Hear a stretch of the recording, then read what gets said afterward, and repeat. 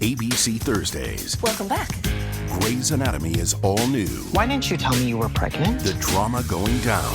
Bungee jumping from a bridge, his cord snapped. We need all hands on deck. Is unbelievable. You think you're God's gift to this hospital? You're just another doctor. My relationship with Catherine is complicated. I'm gonna sue you. Your lawyers know where to find me. You're unbelievable. Grey's Anatomy. All new Thursdays, 10, 9 Central on ABC and stream on Hulu. When you need mealtime inspiration, it's worth shopping Kroger for thousands of appetizing ingredients that inspire countless mouthwatering meals. And no matter what tasty choice you make, you'll enjoy our everyday low prices. Plus, extra ways to save, like digital coupons worth over $600 each week and up to $1 off per gallon at the pump with points. So you can get big flavors and big savings. Kroger, fresh for everyone. Fuel restrictions apply. When it comes to towing, seeing is believing. That's why Chevy Truck's advanced camera technology offers up to 8 available cameras for 14 unique views, so you can focus on the view that really matters. Chevrolet, together let's drive. Learn more about Chevy Trucks at Chevy.com. Safety or driver assistance features are no substitute for the driver's responsibility to operate the vehicle in a safe manner. Read the vehicle owner's manual for important feature limitations and information.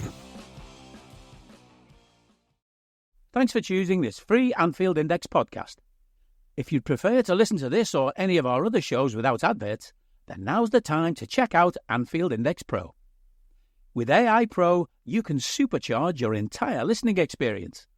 You'll not only get all of our podcasts without the ads, but you'll have them far faster with our Quick Publish feature available exclusively for subscribers. AI Pro also puts you in the heart of our sound studio, with an option to listen to many of our shows live and interact with the podcasters in real time as the shows are recording. Upgrading couldn't be easier. AI Pro is available on all popular podcast platforms. Just head on over to AnfieldIndexPro.com and get started today. Hello and welcome to AI Scouted on Anfield Index Pro. I'm Dave Hendrick, joined as always by Mr. Karl Matchett. How are you, sir? Eating a sandwich very well. Tremendous. I have just had one. Right, we are here today to discuss Liverpool's upcoming Premier League fixture against Wolverhampton Wanderers. Wolves have made a dreadful start to the season, Karl, and currently sit bottom of the Premier League, though I believe only by alphabetical order because they have the same number of points as Everton, the same number of goals scored, the same number of goals conceded, and thus the same goal difference. So I believe they are bottom on the basis of their name beginning with W and Everton beginning with E. It could also be disciplinary, I'm not sure, but I'm going to go with alphabetical. Not ideal for Gary O'Neill for the season to have started in this way, but I'm not sure it's entirely surprising. If we take a look at their summer, they sell Max Kilman to West Ham. They get a really good price for him. So it should be pointed out that they got 40 million for Max Kilman, who's a good centre-back, but certainly not a 40 million centre-back. They also sold Pedro Neto, who's arguably their best attacker, maybe their best player overall, to Chelsea. They sold Daniel Podence, and then they bring in Rodrigo Gomes, who can play as a winger, a wing-back, or a full-back. Pedro Lima, a very talented young fullback. Bastian Mapiu, who by all accounts is a very talented young centre-back. Sam Johnston from Crystal Palace, who's a very solid goalkeeper. Andre from Fluminense, who's a good dictator of play in the middle of the park, though a little bit lacking at times on the defensive side. They loan in Jorgen Strand Larsen and loan in Carlos Forbes. So in a vacuum, I like what they did in terms of incoming. However, I don't think they replaced either of the key players that they sold in Kilman and in Neto, who are two of their, four best players, if we count Matthias Cunha and Rayan Nouri. Anytime you lose two of your four best players and don't really replace them, that's going to be problematic. And that's what we've seen for them so far. Losing away to Arsenal is fine. Losing at home to Chelsea is fine, but the manner of the defeat is a big concern. A good draw away to Forest, given how Forest has started the season. Lost at home to Newcastle, having led for quite a while. Lost away to Villa, having led for quite a while. But again, not necessarily a terrible result. It is really the Newcastle game that is kind of glaring, because the others you maybe would have expected. Even though we think Newcastle are a Champions League contender, I still think that was the one game that you would have looked at and thought, that should be a win, given how good they were at home at times last season. Yeah, that's fair enough. I mean, even Newcastle, I guess you can sort of say, at their best, they can be a very difficult team to beat, at the very least. But we've seen, you've got to add the context to this. And like, if it would have been Chelsea of last season, you might have said, well, they should have maybe got a draw out of that. But actually, Chelsea of this season have so much attacking talent and so far are utilising that you kind of have to overlook losing to them.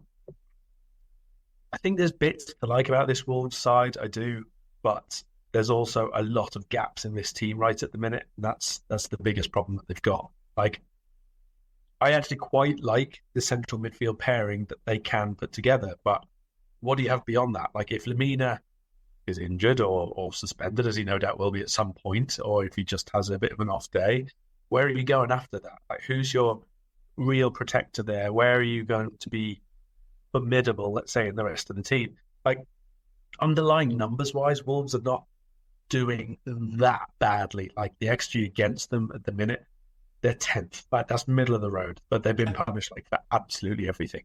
Right, from 7.2 XG against them, they've conceded 14, which is quite wild. Like, partly, if you look at that Chelsea game in particular, hello, Jose Sarr, you were going to come up sooner or later. No doubt he's going to put in a man of the match performance after the absolute slating he's about to get for the next 45 minutes. But he was shit in that game, like dreadful. He was beaten time and time again by very, very soft shots. I think Chelsea had an XG combined of about 2.2, something like that, off the top of my head, if I remember. So to concede 6, that's obviously a big chunky no-no, let's say. But like you say, you lose especially the centre-backs in front of an underperforming goalkeeper, you are going to struggle. Like, there's no two ways about that. And like Dawson coming back into the team and out of the team, that's a mistake. He's fine if he's maybe your third one to bring on late in games, or experienced head if you've got an injury or the whatever. But if you're having to turn to him because others aren't performing and you haven't replaced the one you've sold, that's immediately a red flag. Like, that there are going to be issues there. Up front, to be honest, I quite like Strand Larsen. I think he's decent. I think if you got him and Cunha and then someone, either Bellegarde or Bang, or somebody you can put there as like an additional component, it's very different to not having to having Neto, obviously, who's much more mobile, really good ball carrier, individuality. It's just a different type of forward line. So I don't specifically mind that if reinvestment in the team is happening with the Neto money, but the problem is it hasn't really happened. They haven't gotten better anywhere else to make up for the difference in attack. No, and this is the thing, like, you could argue for sure that they strengthened the midfield. Like, that midfield trio of Andre, João Gomes, and Lemina, there's nice balance to that, because Lemina and João Gomes are, like, they're real dogs in that midfield. They do a ton of work, they win a ton of ball, they're fearless, they're aggressive. So when you have those two to balance out Andre's maybe lack of mobility and lack of size in the deepest role, I think that can work. We've seen a midfield situation like that work in the past at Juventus when Pirlo played the deepest role. And Andre's not Pirlo, but he is a very good metronome who can move the ball well. He passes with a very high degree of accuracy, and he can break the lines with his passing. The thing is, I kind of feel like that works best with a three-man defence. And then when you look at their defenders, like, Aït-Nouri is definitely better suited as a wing-back. So is Matt Doherty. So is Pedro Lima. I think Nelson Semedo's probably better as a wing-back as well. The issue then is, who's at centre-back? So, thus far this season, Mosquera has been an undisputed starter. But now he's out for the rest of the season. So there's another huge blow. So now you've basically got Craig Dawson, Santiago Bueno, and Toti Gomes, and no depth. That's it. You've got 3 centre-backs and no depth. So you can't afford to play a back 3 because you've only got 3 centre-backs. So I think they're going to have to rework things. Like, there is talent in the squad, and I agree with you. Like, I like Strand Larson. I love Matthias Cunha. I think he's an outrageously good player. I like Wang. I think Gomes has shown flashes of real promise. Sarabia he's okay. He's a decent footballer. Carlos Forbes is talented, but still very young and inconsistent. What we have seen is a little bit of a return to the team for Gonçalo Guedes. So maybe he's going to factor a bit more this season. He's played 5 times already. No starts in the Premier League, but he got 3 goals in 2 League Cup games, which is promising. Chiquinho's gone on loan. Daniel Pedence's gone on loan. So they're no longer part of the situation. But I do like that group of forwards. It's just that Neto really made that a really good group. Whereas at the moment, it's probably just about a good group. The defence is weak because of a lack of bodies and a lack of individual quality at centre-back. But the midfield is good. You've got Lemina, you've got Andre, you've got Joe Gomes, and behind them, you've got Boubacar Traore, you've got Tommy Doyle, and you've got Bellegarde, who can play in a bunch of different positions. He can play in midfield or he can play in the forward line. It's not bad at all, midfield and attack-wise. Like, it's definitely a strong mid-table team in terms of midfielders and attack. The fullback situation is pretty good, though you don't really have a backup at left wing back for Aït-Nouri. But at centre back, you're in trouble now. You really are in trouble now. You've got 3 centre backs, one of whom is Craig Dawson, well past his best. One of whom is Santiago Bueno, talented but still very unproven at this level.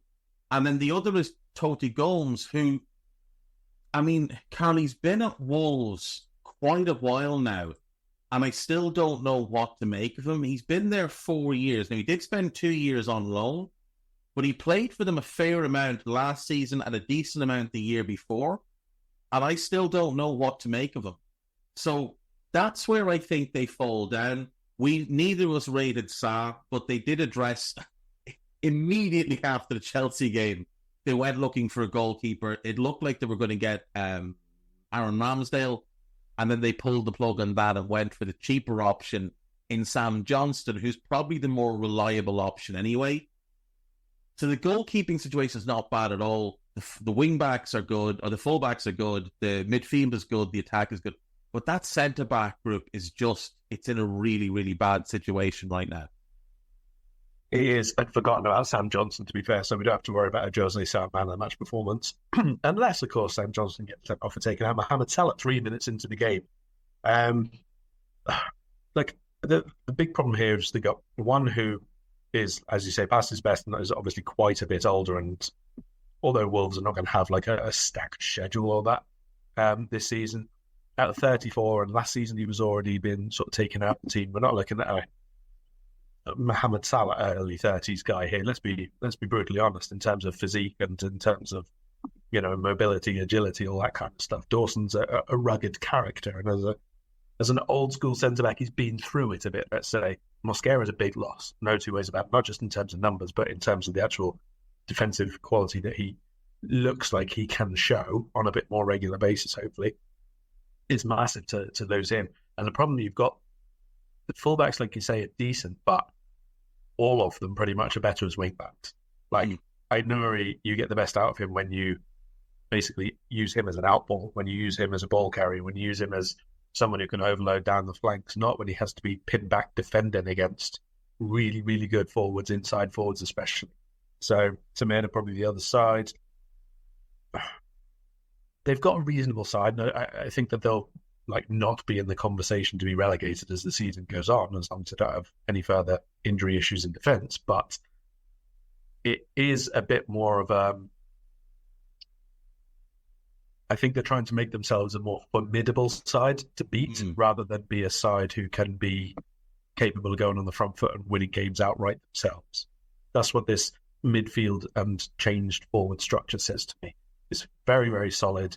It's potentially really difficult to break down, but it's going to rely a little bit more on individuality going forward. Yeah, I think that's fair. Unfortunately for them, the schedule makers, or the schedule making computer, did them no favours when you really look into it. Like Arsenal, Chelsea, Newcastle, and Villa. That's 4 of the big 8 in your first 5 games.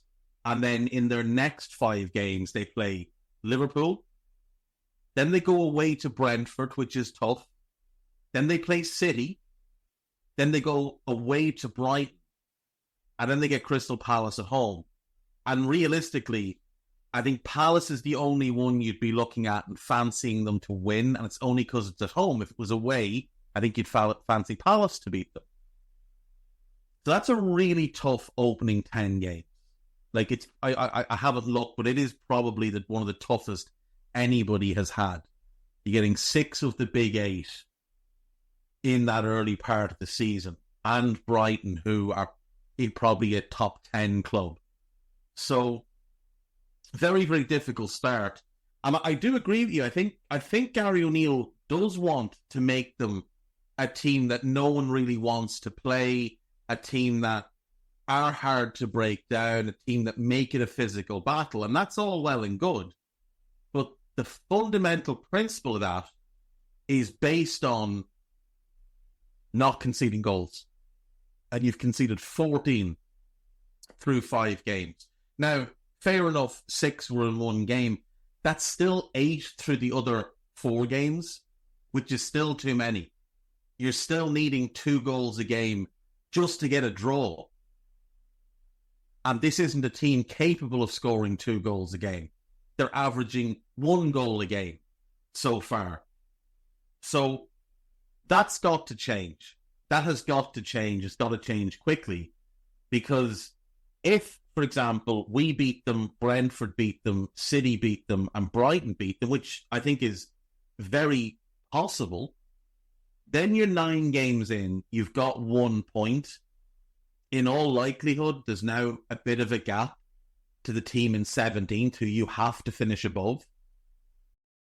When you need mealtime inspiration, it's worth shopping Kroger for thousands of appetizing ingredients that inspire countless mouth-watering meals. And no matter what tasty choice you make, you'll enjoy our everyday low prices. Plus, extra ways to save, like digital coupons worth over $600 each week and up to $1 off per gallon at the pump with points. So you can get big flavors and big savings. Kroger, fresh for everyone. Fuel restrictions apply. Jewelry isn't a gift you give just once. It's a way to remind your loved one of a beautiful moment every time they see it. Blue Nile can help you find the gift that says how you feel and says it beautifully, with expert guidance and a wide assortment of jewelry of the highest quality at the best price. Go to BlueNile.com and experience the convenience of shopping Blue Nile, the original online jeweler since 1999. That's BlueNile.com to find the perfect jewelry gift for any occasion. BlueNile.com. This episode is brought to you by Microsoft Azure. Turn your ideas into reality with an Azure free account. Get everything you need to develop apps across cloud and hybrid environments, scale workloads, create cloud-connected mobile experiences, and so much more. Discover what you can create with popular services free for 12 months. Learn more at azure.com. That's AZURE.com. And sign up for a free account to start building in the cloud today. I don't need a VPN. I've got nothing to hide. Ha. This is what I used to tell myself before I hooked up with LibertyShield.com. Not only is my home internet now fully encrypted, but I can now access all the websites I want, whenever I want, and do so from absolutely anywhere. As a Liverpool fan, I love to know I can now watch every match, regardless of whether it's on UK TV or not. My Liberty Shield VPN makes sure nothing is blocked and guarantees me super fast streaming speed throughout that match. You can get connected right now with their software package, which includes a 48-hour no-obligation free trial and instant access to their apps for Apple, Android, Fire TV, PC, Mac and Android TV. Or go a step further like I have and get one of their pre-configured VPN routers. These small but powerful devices allow you to easily connect every device in your home to VPN, making it the perfect solution for smart TVs, Mac boxes, and games consoles. Visit libertyshield.com today and use coupon code AIVPN25 to get 25% off at checkout. And that could be the end for Gary O'Neill at Wolves. Contract be damned. They're not going to take the risk of going down. And they won't sit back and go, oh, well, we've had a really tough schedule, so let's give him the next 10 games and see how he does. You think they should? We had this conversation. No. We had this conversation recently about proper planning ahead of the season and real context of the games and what's come before and what your actual ambitions are, like measurable ambitions for the season ahead. So do you think Wolves should give him the extra 10 games, given what the first 10 games have been? I kind of feel like they are obligated to give it to him, because I feel like they have failed him. Like, if we think over Gary O'Neill's tenure with the club, last season he gets launched into the job as the season is about to begin, because they spend all summer pricking around with Lopetegui, who clearly wanted to leave. It was clear from May that Lopetegui wanted to leave, which was embarrassing for them, having spent so long waiting for Lopetegui. Was it like 6 weeks from when they sacked the previous manager until he was willing to take over? He turned the job down multiple times. He wanted a couple of weeks because I think his dad passed away. So he wanted a couple of weeks to deal with that and, family and all the rest, which is all very fair. But Wolves waited for him. And then come the end of the season, he clearly wants out. And then they spent all that summer trying to convince him to stay, but not actually trying to convince him, because when you look at what they did in the transfer market, they didn't do anything really. They signed a bunch of young players who weren't going to be ready to contribute on a regular basis. They'd sold Ruben Neves, they sold Nathan Collins, they sold Matthias Nunes. So it wasn't like a thing that they were pulling out all stops to keep him. So Gary O'Neill gets shunted in to a depleted squad that hasn't been improved in any way, shape, or form. A couple of decent signings, but, Bellegarde was the only one that was really going to kind of consistent contribution. And that was a step down from Neves. And then you get into January. It's not like a thing that they went and backed him in January. They didn't bring in anybody in January, other than loaning in Noel Lemina, the brother of their Lemina, who wasn't good enough to play in the Premier League.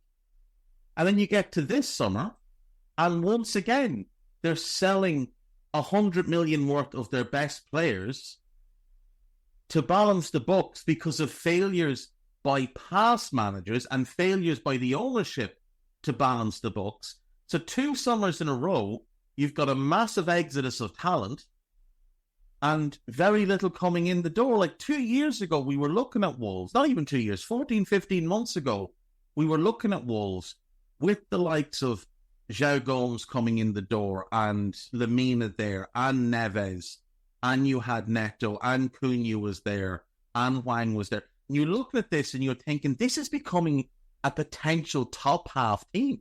Like, they're a player or two away. That Collins-Kilman pairing had shown promise that it might be it, that they might have their centre-backs. You ate Nuri at left-back. I know neither was sort of a big fan of Semedo, but he's solid.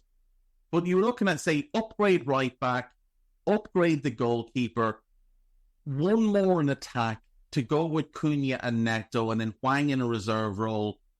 And you might actually be a top half team here with a chance of getting back into Europe.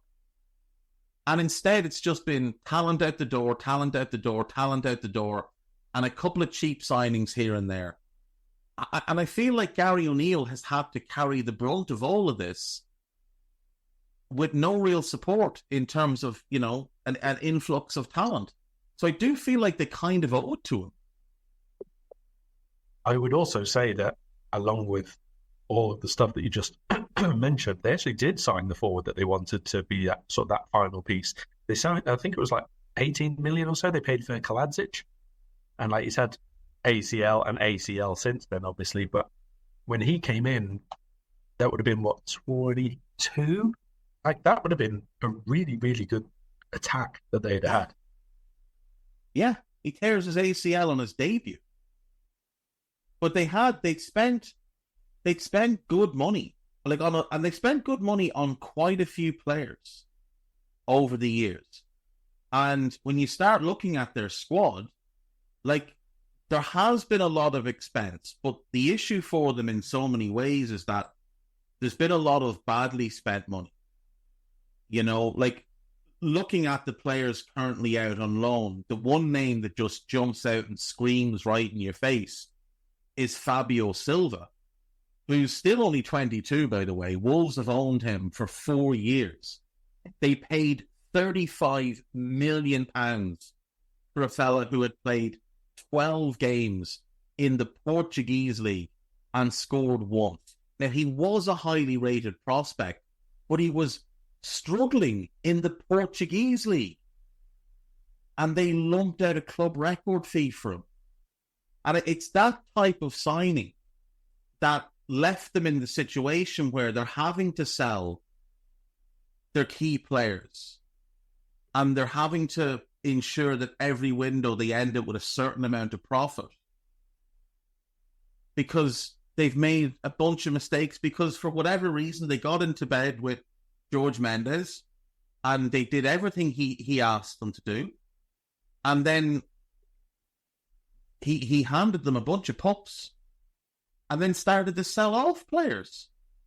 Like, he promised them Matthias Nunes, and within 12 months, Nunes wanted out the door. He brought them Ruben Neves. Neves' value peaked. He wouldn't move him on. And then he ends up going to Saudi Arabia. Pedro Neto, they were absolutely adamant he was staying last summer. I spoke to 2 different Wolves journalists who are well connected at the club last summer, and both of them were adamant there's no way they're selling Neto this summer.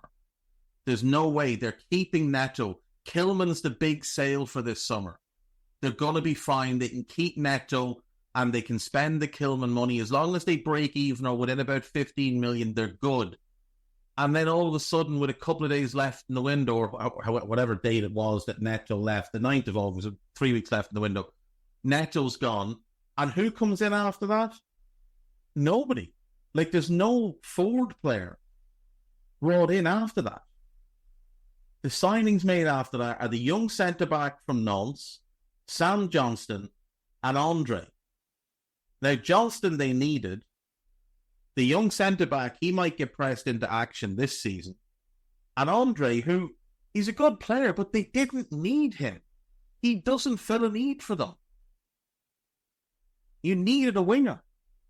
You needed a centre-back, and you didn't do either of those things. And you made a big profit on the summer. I would say that the really, really big worry they've left themselves open to this season is if Cunha gets an injury. If Cunha spends any kind of time outside for any reason, like obviously goals-wise, they haven't scored many since early in the season. But he is their top scorer. He's the only one with more than one. But he's top of their stats list for XG, for shots on target per 90, for dribbles, for just shots in general.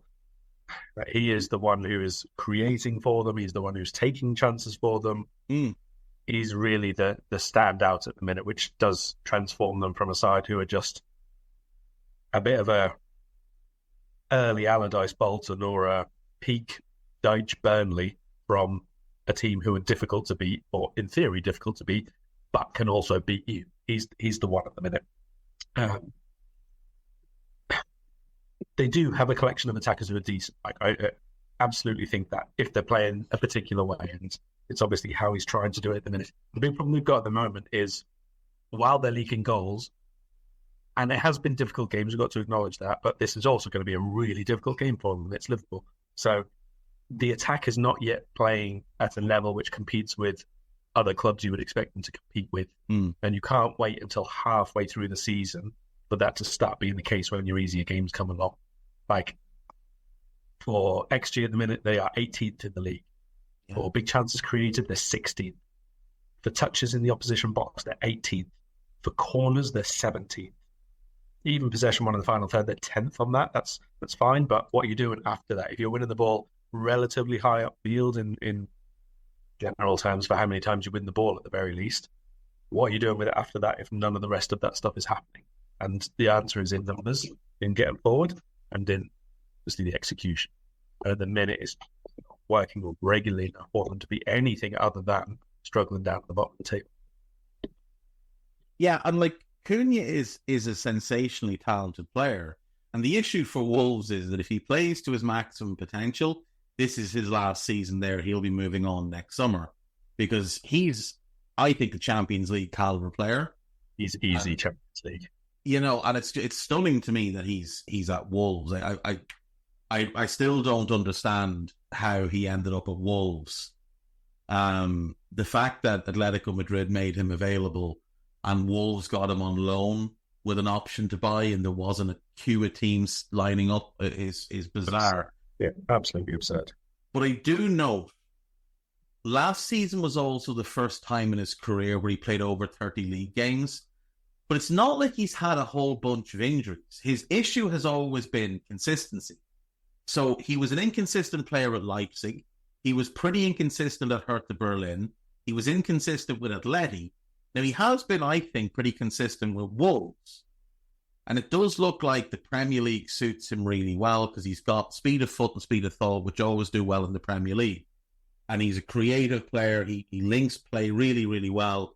And he knows how to score. Last season with 12 goals, his highest league total, beating his Sion total from 17-18 when he scored 10 and 14 in all competitions. So, like, he does know how to score. He knows how to create, and he doesn't even need to create with a pass or his own dribble. Like, his pace and his movement and how aggressive he is draws defenders to him, and that creates space for others.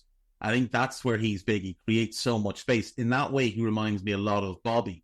And on that, if Darwin was to go at the end of this season and Cunha puts in a season, let's say a little bit better than last season. So let's say he ends this campaign with 34 games played and 15 goals scored.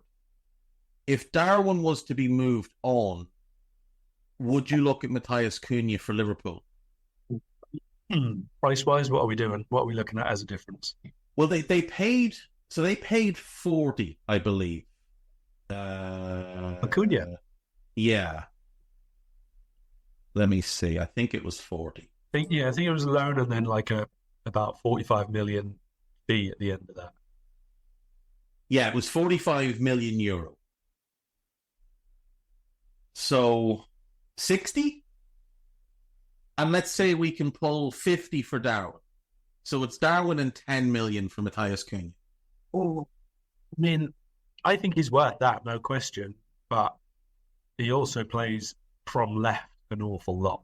He does. I don't know whether he would be more overlapping with, let's say, Cody than with Darwin, to be honest. If we were to sell Darwin, I might be more tempted to look at a 9/10 rather than an inside 9. Yeah, see, I do feel the same. I'd be more interested in a João Pedro who can do that 9-10 role. But I suppose, look, there's always the possibility that Diaz does leave next summer or that Cody wants to move on.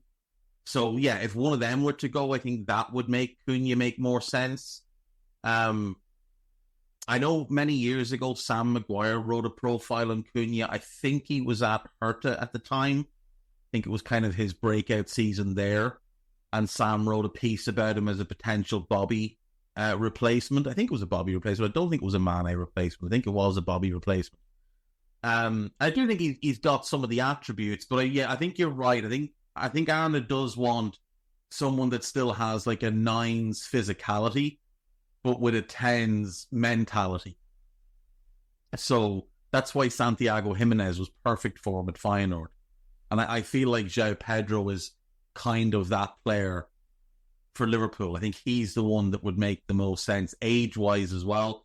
Otherwise, I mean, you could look at a Gyökeres maybe, but he's much more of a 9, but he does have a lot of a 10 skill set as well. Gets a lot of assists.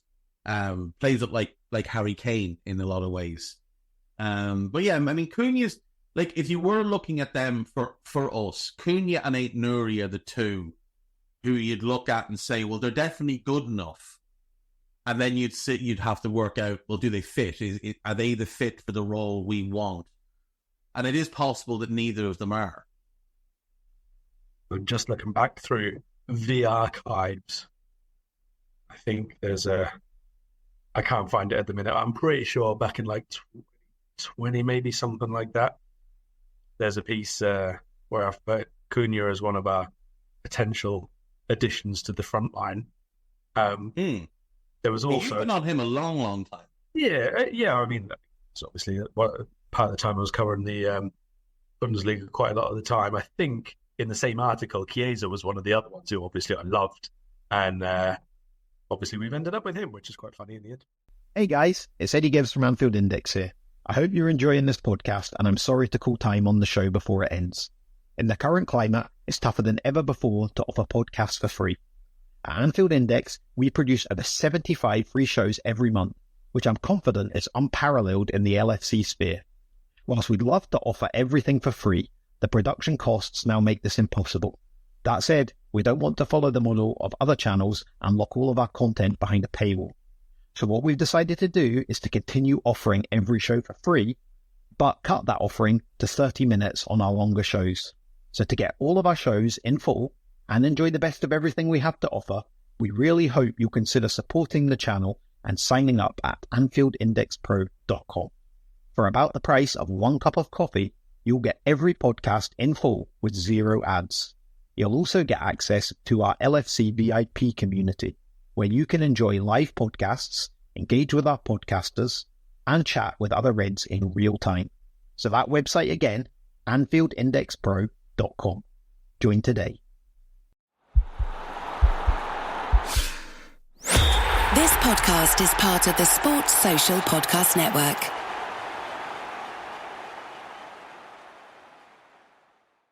This is where projects come to life. Our showrooms are designed to inspire with the latest products from top brands, curated in an inviting, hands-on environment, and a team of industry experts to support your project. We'll be there to make sure everything goes as planned, from product selection to delivery coordination. At Ferguson Bath, Kitchen and Lighting Gallery, your project is our priority. Discover great brands like Brizo at your local Ferguson showroom. In the dynamic world of programmatic ad buying, Viant is your ultimate CTV partner. Target with precision. Buy with confidence. Viant empowers you with AI-driven technology that reaches your audience where they engage most, ensuring your message hits home. And the campaign results? Transparent, thanks to Viant's advanced measurement suite. For media buyers who demand the best, Viant delivers. Viant, elevate your CTV campaign performance.